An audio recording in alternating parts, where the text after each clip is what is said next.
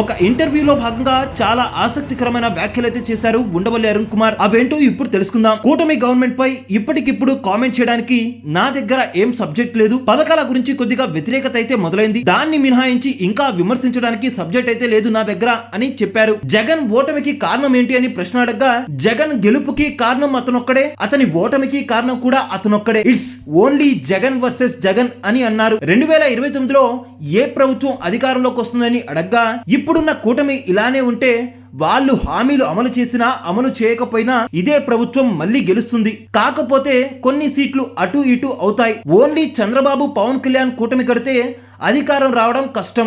BJP అండదండలు definite గా ఉండాలి. ఈ ముగ్గురు పొత్తు కుదరకపోతే జగన్మోహన్ రెడ్డి మళ్ళీ అధికారంలోకి వస్తాడు. జగన్ కి ఎట్టా కాదన్నా 40% ఓట్ షేర్ ఉంది ఈ రాష్ట్రంలో. ఇక కావాల్సింది ఆ పై శాతం మాత్రమే. ఆ శాతం కూటమి విచ్ఛిన్నంతో ఎలాగో ఈయనకే పడుతుంది. అప్పుడు డెఫినెట్ గా ఆయనే అధికారంలోకి వస్తాడు. అదే కూటమి మొత్తం ఇలానే మళ్ళీ 2029లో బరిలో దిగితే జగన్ గెలవడం అసాధ్యం అన్నారు.